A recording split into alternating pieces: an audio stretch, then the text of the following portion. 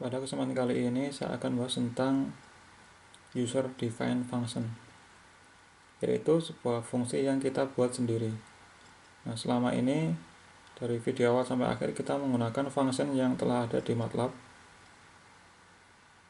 yaitu seperti trigonometri, sin, cos, tangen, kemudian square root, akar kuadrat, itu kan semuanya adalah fungsi dari bawaan MATLAB-nya.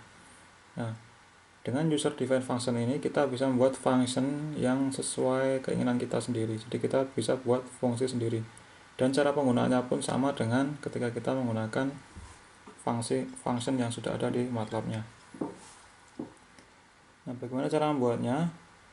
Kita bahas dulu tentang sintaknya. Sintaknya adalah sebagai berikut.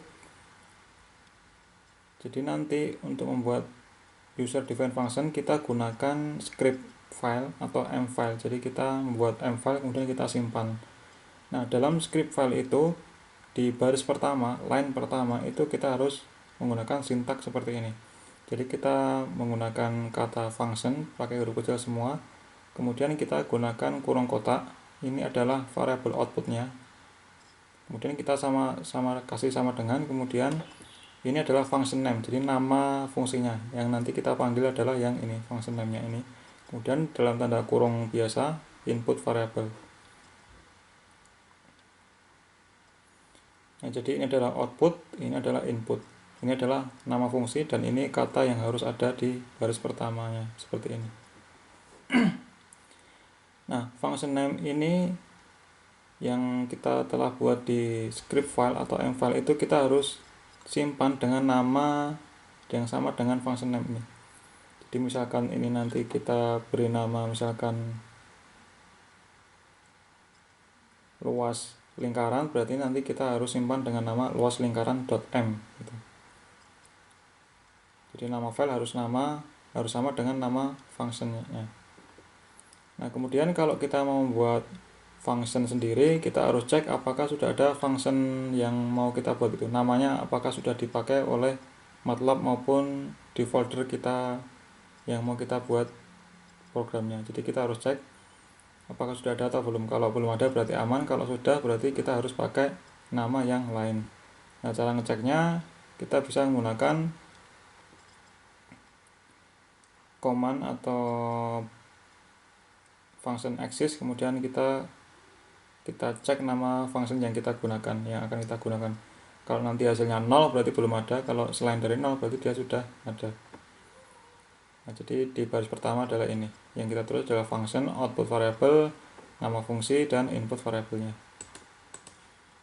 Nah, kita bahas contoh yang pertama tentang user defined function. Misalkan kita membuat function dengan nama fun, berarti di baris pertama pada script filenya itu kita tulis function z sama dengan fun x, y. Nah, dalam kasus ini, dalam contoh ini berarti kita menggunakan satu output variable yaitu z dan menggunakan dua input variable yaitu x dan y. Nah, misalkan kita kalau cuma satu output kita tidak perlu pakai kurung kotak. Nah, kalau di contoh sebelumnya di sintaknya kita misalkan kita punya dua output variable, kita harus pakai kotak. Nah, kalau hanya satu variabel output kita bisa pakai kurung kotak atau bisa juga tidak pakai. Nah, kemudian setelah baris pertama kita tulis ini, baris kedua dan selanjutnya adalah kita menghitung nilai z yang merupakan fungsi dari x dan y. Sebagai contoh, ini kita bikin u dulu, di mana u adalah 3 kalikan x. Kemudian kita hitung z-nya, ini adalah z sama dengan u plus 6 kalikan y kuadrat. Nah, ini kenapa pakai titik? Ini tujuan kita adalah supaya function kita, fungsi yang kita buat sendiri ini, itu bisa digunakan ketika kita mengeksekusi sebuah array. Nah, jadi kalau x ini sebuah array, y juga sebuah array, maka fungsi yang kita bikin ini bisa berfungsi. Nah, kalau tanpa titik ini nanti tidak bisa kita gunakan untuk sebuah array. Kita hanya bisa gunakan skalar. Nah, setelah kita ketik ini 3 baris ya di script file, baris 1, baris 2, baris 3, maka ini kita simpan dengan nama fun.m. Nah, Itu adalah teorinya, cara membuatnya di script filenya. Kemudian bagaimana cara memanggilnya. Ini saya tulis lagi bahwa di m file dengan nama fun.m itu isinya seperti ini tadi. Function z sama dengan fun y, u nya ini, z nya ini. Nah, bagaimana cara memanggilnya? Cara memanggilnya adalah kita akan menggunakan cara yang sama dengan fungsi-fungsi yang sudah ada di MATLAB. Nah, sebagai contoh, kalau kita gunakan fungsi sin kan kita perlu tanda kurung sin, kemudian tanda kurung berapa derajat atau berapa radian. Nah, sama kalau kita membuat function sendiri, kita bisa panggil function yang kita buat itu dengan cara nama fungsinya, kemudian tanda kurung itu adalah inputnya. Nanti akan ketemu jawabannya, itu adalah jawaban dari perhitungan Z ini. Nah, nanti kita coba. Nah, sekarang yang perlu kita pahami lagi adalah tentang adanya local variable. Nah, apa itu local variable? Dalam kasus ini, di dalam program fun.m itu ada beberapa variabel, yaitu z, x, y, dan u. Z, x, y, dan u. Nah, karena ini kita buat dalam function, kita buat dalam file tersendiri, yaitu m file, maka z, x, y, dan u ini adalah merupakan local variable. Artinya ini adalah variabel atau variabel ini akan berfungsi atau berada dalam fungsi ini sendiri. Jadi tidak akan muncul di workspace. Di workspace tidak akan muncul variabel u, z, x, dan y. Nah, itu adalah yang dinamakan dengan local variable. Kalau muncul di workspace berarti dia akan menjadi global variable. Nah, kemudian yang penting lagi kita adalah urutan argumennya. Jadi argumen itu adalah z, ini adalah argumen dari output, x, y itu adalah argumen dari input. Nah, karena argumen input itu ada dua, berarti ini urutannya itu penting. Kalau misalkan kita menuliskan ini fun 3,7, berarti 3 itu x, 7 adalah y. Kalau kita tulis fun 7,3, berarti 7-nya itu x, 4-nya adalah y. Nah, itu urutan sangat penting dalam argumen yang lebih dari satu. Nah, sekarang kita buat contohnya. Ini saya close dulu, saya clear.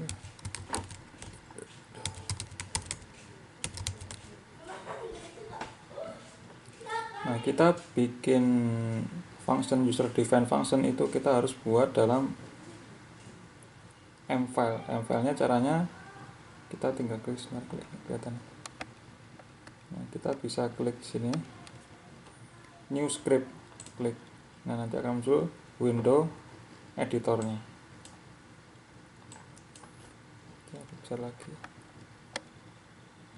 Nah, kita akan buat function dengan nama fun. Nah, caranya kita harus ketik function huruf kecil, kemudian output variabelnya adalah z, kemudian nama fungsinya adalah fun, kemudian input variabelnya adalah x, y. Nah,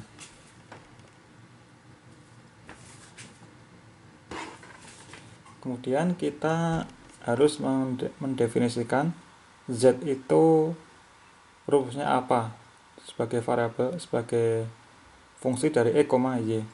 Misalkan kita sudah bahas tadi bahwa kita harus hitung u nya dulu. U nya itu adalah 3 kalikan x. Nah, ini terserah kita mau pakai titik koma atau tidak, pakai semikolon atau tidak. Kalau pakai semikolon berarti nanti tidak muncul di workspace-nya.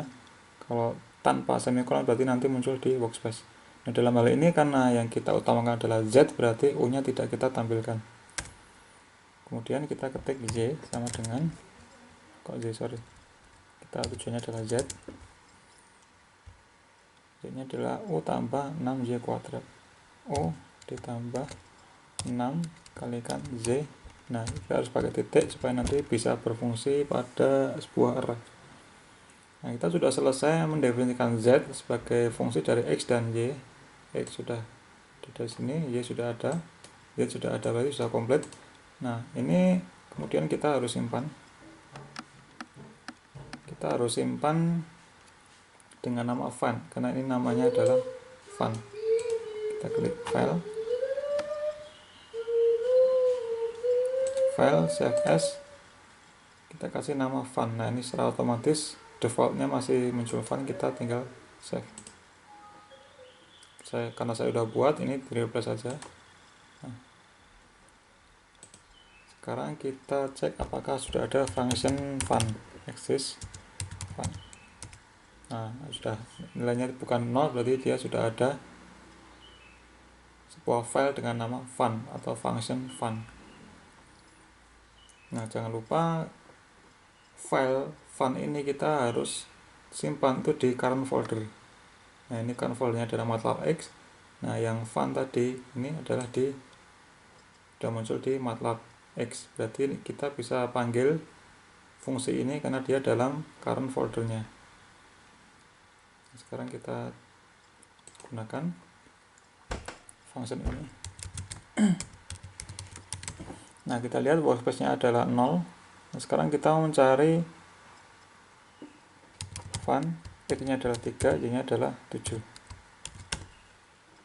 Nah, munculnya ada z dan ada ans. Nah kita lihat yang z itu tidak muncul di workspace-nya karena dia merupakan local variable. Nah ans itu adalah global variable dan muncul di workspace-nya. Nah ini terbukti bahwa variabel z, x, y, u dan x, z, x, y, dan u adalah local variable yang tidak muncul di workspace-nya. Jadi kalau kita cek ini,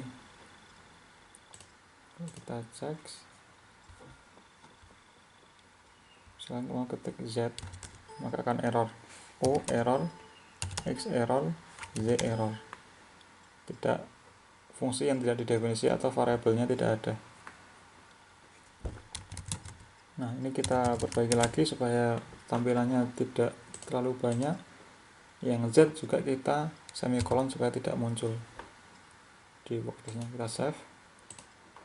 Nah ini sudah saya clear ya, jadi nggak ada variabel yang tersimpan. Saya ketik lagi fun 3,4. Nah akan muncul ans.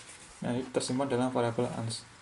Nah kalau kita pengen menyimpan dalam variabel yang lain, bisa saja kita langsung ini fun 3,4. Nah ini kalau kita langsung tuliskan nilai x dan nilai y. Nah cara lain kita juga bisa mendefinisikan x dan y terlebih dahulu. Kita clear. Misalkan x itu sama dengan 3, kemudian y itu adalah 4. Nah kalau ini misalkan kita mau nyimpan dalam variabel z, hasilnya kita ketik fun, kemudian x, y, nanti hasilnya juga 303. Oh sorry, 7 harusnya.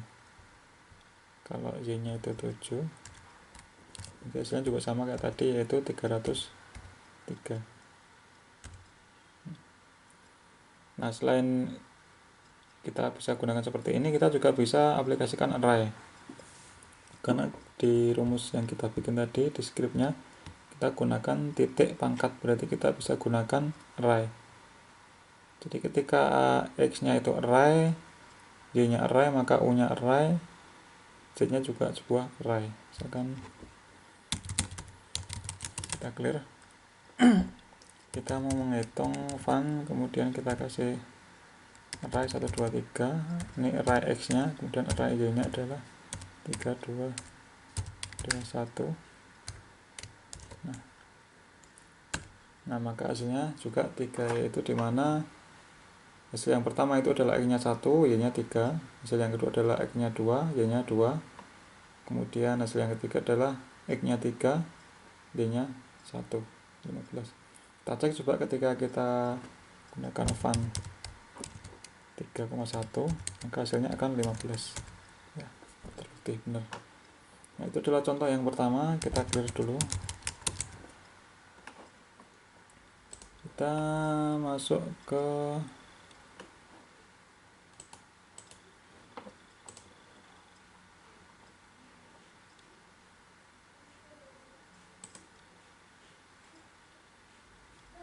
contoh yang selanjutnya, yaitu contoh 2.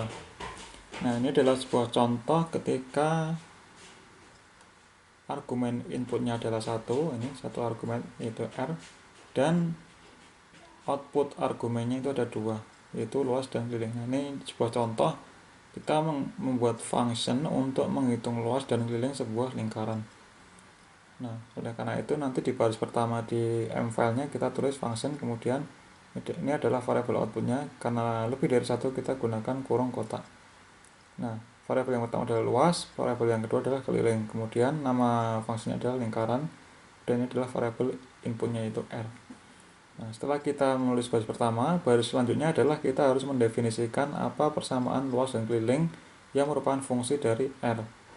Nah, kita tahu luas lingkaran itu adalah pi r kuadrat, maka ini kita ketik pi kalikan r kuadrat. Nah, supaya nanti bisa berfungsi pada sebuah array, kita gunakan elemen elemen operation, yaitu pakai titik pangkat.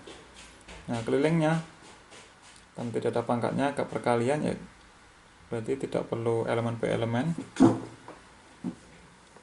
Kalau r nya 3 berarti nanti ya kelilingnya juga hasilnya 3, itu 2 pi r. Jadi luasnya pi r kuadrat sudah kita gunakan variabel inputnya, kelilingnya juga sudah kita gunakan variabel inputnya. Nah, cara manggilnya berarti ini nanti ada dua output, yaitu luas dan keliling.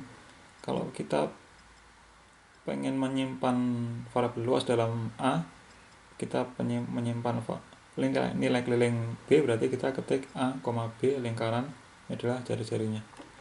Sekarang kita buat fungsinya. Kita hapus dulu.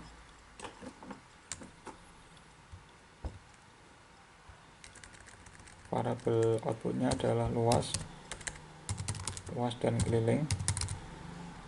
Variabel inputnya namanya adalah lingkaran. Variabel inputnya adalah R.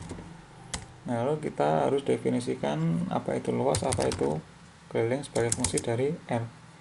Luas adalah pi r kuadrat, pi kalikan R, T kuadrat. Kita tidak usah tampilkan. Kemudian keliling adalah 2 kalikan P kalikan R. Nah, sudah terdefinisi semua, baik luas maupun keliling. Kita simpan dengan nama lingkaran, karena kita gunakan nama lingkaran di baris pertamanya. Kita ketik lingkaran. Ini sebelum saya sudah bikin, kita timpa aja lingkaran, yes. Nah, sekarang kita cek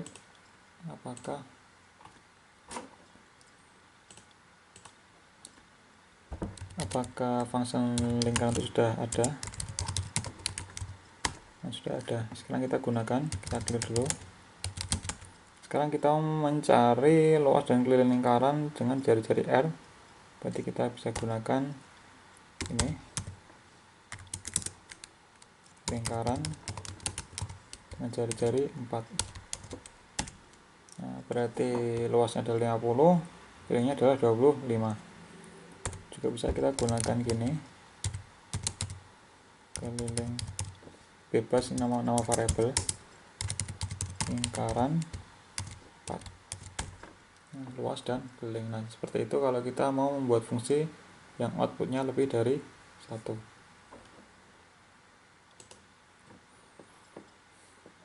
Nah, bagaimana kalau kita menghitung keliling sebuah lingkaran yang jari-jarinya tidak hanya satu, maksudnya banyak lingkaran? Kita bisa gunakan array. Misalkan kita mau menghitung luas dan keliling dari lingkaran dengan jari-jari misalkan 1, 3, dan 4. Nanti akan, nah, luas ketika R nya 1 adalah 314, ketika 3 ini luasnya, ketika 4 ini. Nah, kelilingnya ketika R nya itu 1 sekian, ketika R nya itu 3 sekian, ketika R nya 14 sekian. Nah, itu adalah fungsi kita gunakan elemen elemen operation, yaitu pakai titik, kemudian kita pangkatkan. Itu contoh yang kedua. Nah, sekarang kita menginjak contoh yang terakhir. Nah, ini adalah sebuah function yang tidak punya argumen input dan output. Nah, sebagai contoh kita mau memperlihatkan tanggal hari ini, kita bisa gunakan function perlihatkan tanggal.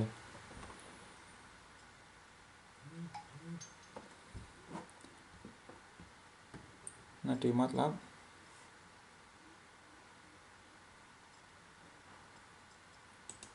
kalau kita ketik date, itu akan muncul hari tanggal 20 Oktober 2020. Nah, ini kita bisa gunakan untuk membuat function sendiri, yaitu perlihatkan tanggal.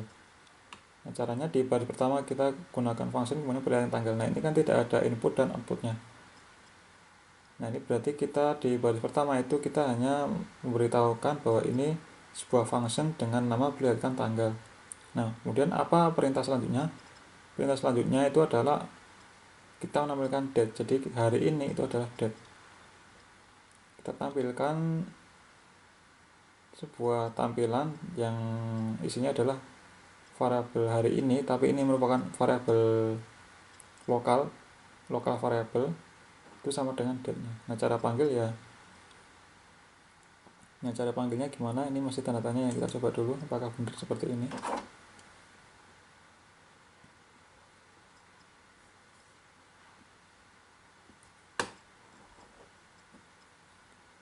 Apakah benar seperti ini? Kita cek. Ini masih tanda tanya ya, bisa atau tidak.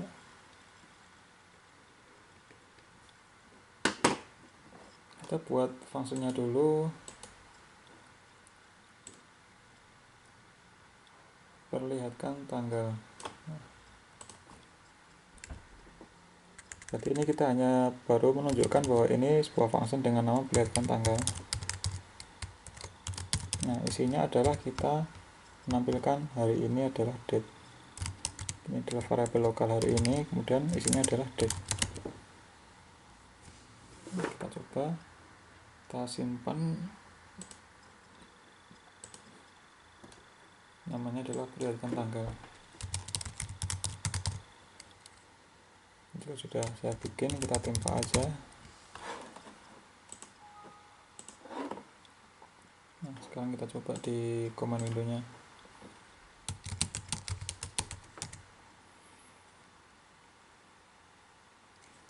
Perlihatkan tanggal.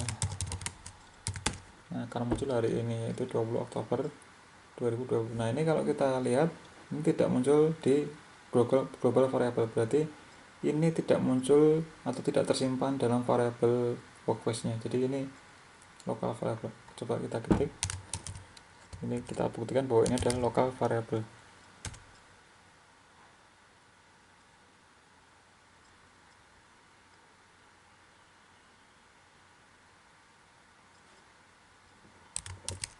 Ternyata global juga ya. Hari ini date.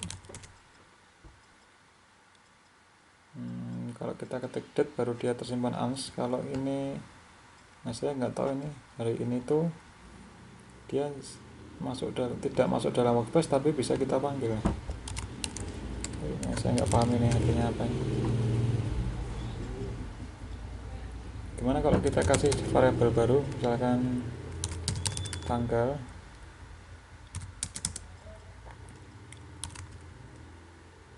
Fungsinya adalah apa tadi?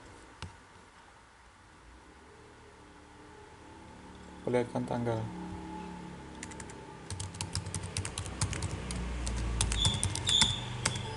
Nah, kalau seperti ini nggak bisa, jadi kita tidak bisa menyimpan dalam variabel lain, kita hanya bisa menyimpan dalam variabel hari ini tadi.